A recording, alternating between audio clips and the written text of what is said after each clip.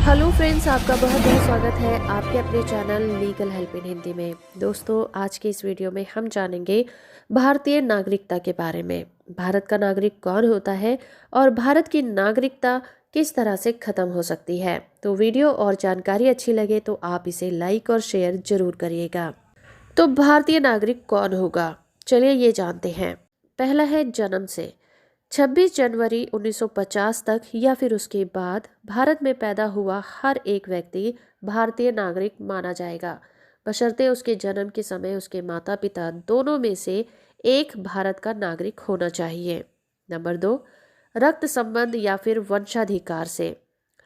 26 जनवरी 1950 को या उसके बाद रक्त संबंध या फिर वंशाधिकार से।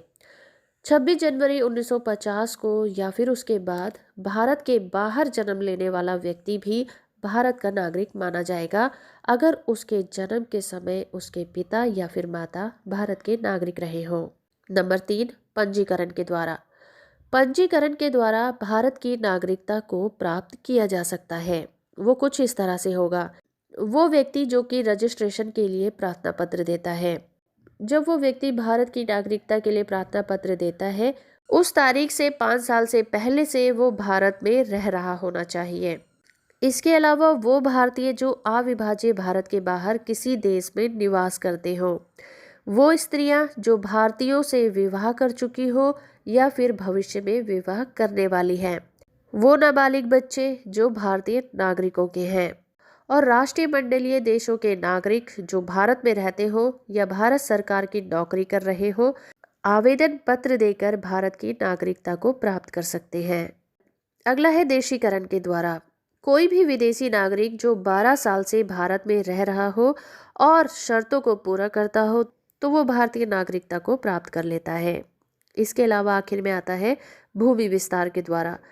अगर किसी नवीन क्षेत्र को भारत में शामिल कर लिया जाए तो वहां की जनता को भारतीय नागरिकता प्राप्त हो जाएगी। चलिए आप जानते हैं कि भारतीय नागरिकता खत्म किस तरह से होती है।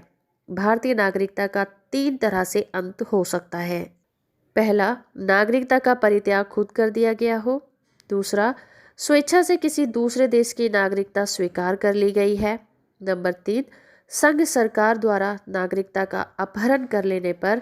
संघ सरकार कुछ आधारों पर नागरिकता का अपहरण कर सकती है, जैसे कि असत्य अभिलेख, देशद्रोह करने पर, बहुत लंबे समय तक या फिर बिना अनुमति के देश के बाहर रहने पर, या फिर किसी तरह का अपराध करने पर। चलिए आप समझते हैं ओवरसीज नागरिकता के बारे में। ओवरसीज नागरिकता क्या होती है। जनवरी 2004 में भारतीय नागरिकता अधिनियम 1955 में संशोधन करके 16 देशों, जिसमें Switzerland, Australia, Canada, Israel, Portugal, France, Sweden, New Zealand, यूनान, Cyprus, Italy, Ireland, Netherlands, Britain और अमेरिका, वहां पर बसे भारतीय मूल के लोगों को उनकी विदेशी नागरिकता के साथ भारत की ओवरसीज नागरिकता प्रदान करने का प्रोविजन किया गया है। ऐसी दोहरी नागरिकता को प्राप्त करने वाले भारतीय व्यक्तियों की भारत में आने जाने की स्वतंत्रता होगी, पर उन्हें सत्ताधिकार या फिर संवैधानिक पद प्राप्त करने का अधिकार नहीं होता है। ऐसे भारतीयों को जो 26 जनवरी 1950 के बाद देश छोड़कर विदेश चले गए थे, उन्हें दोहरी नागरिकता प्रदान की जाएगी। प्रवासी भारतीयों के लिए ओवरसीज सिटीजन ऑफ इंडिया योजना का शुभारंभ डॉक्टर मनमोहन सिंह ने जनवरी 2006 में हैदराबाद में चौथे प्रवासी भारतीय दिवस सम्मेलन में किया। विदेशी नागरिकता प्राप्त भारतीयों को ओसीआई कार्ड के तहत भारत आने जाने के लिए पूर्ण जीवन काल के लिए वीजा प्राप्त होगा। ओसीआई कार्ड धारकों को भारत में ना तो मताधिकार प्राप्त है और ना ही वो कोई सार्वजनिक पद प्राप्त कर सकते हैं। भारतीय नागरिकता संशोधन अधिनियम 1986 के आधार पर भारतीय संशोधन अधिनियम 1955 में कुछ संशोधन किए गए। अब भारत में जन्मे केवल उस व्यक्ति को ही भारतीय नागरिकता प्रदान की जाएगी जिनके माता पिता में से कोई एक भारत के नागरिक होंगे। जो व्यक्ति पंजीकरण के माध्यम से भारतीय नागरिकता प्राप्त करना चाहता है, उन्हें अब भारत में कम से कम 5 साल व्यतीत करने होंगे। देशीकरण द्वारा नागरिकता तभी प्रदान की जाएगी जबकि संबंधित व्यक्ति कम से कम 10 सालों तक भारत में रह चुका हो। पहले ये अवधि 5 साल की थी।